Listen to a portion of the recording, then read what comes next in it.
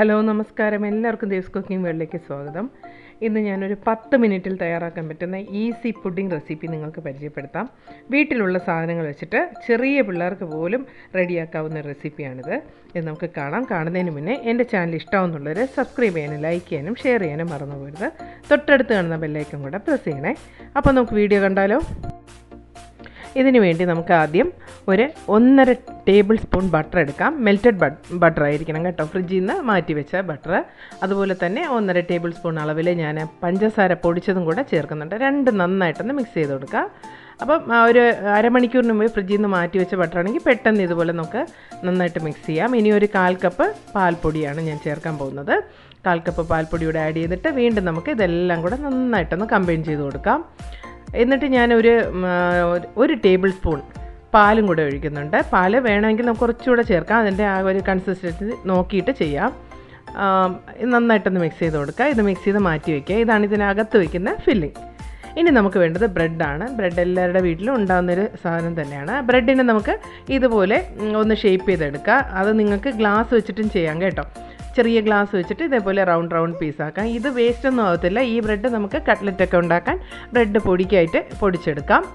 അപ്പം ഞാനിത് ഇതുപോലെ കട്ട് ചെയ്ത് വെച്ചിട്ടുണ്ട്. ഇനി ഞാൻ കുറച്ച് പാൽ, ഒരു 1/2 കപ്പ് പാലിൽ കുറച്ച് പഞ്ചസാരയും കൂടെ ആഡ് ചെയ്ത് ഒന്ന് മാറ്റി വയ്ക്കണം. പഞ്ചസാര ചേർത്തില്ലെങ്കിലും കുഴപ്പമില്ല കേട്ടോ.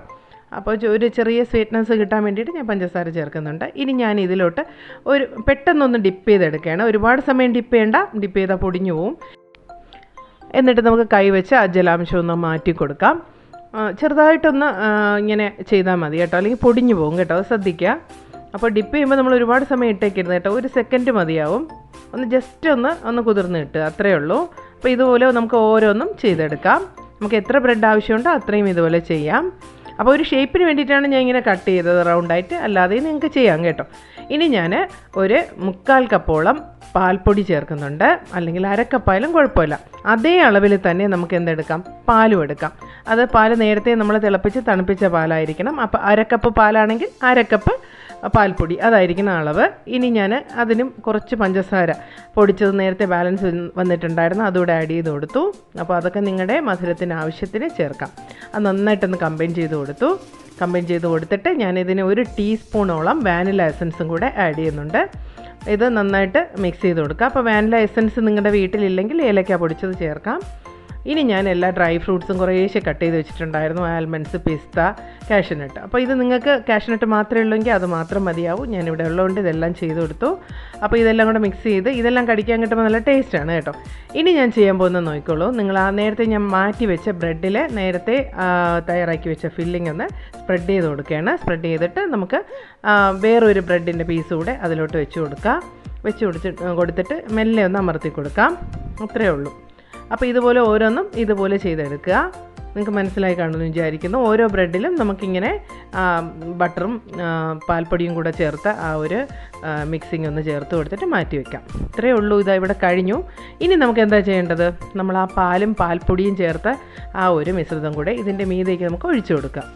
അപ്പോൾ അതിനാണ് ഞാൻ ഈ നട്ട്സൊക്കെ ഡ്രൈ ഫ്രൂട്ട്സൊക്കെ ഇട്ട് കൊടുത്തത് കേട്ടോ. ഇതും കൂടെ ചേർത്ത് കഴിയുമ്പോഴാണ് ഇതൊരു പെർഫെക്റ്റ് ടേസ്റ്റ് കിട്ടുക.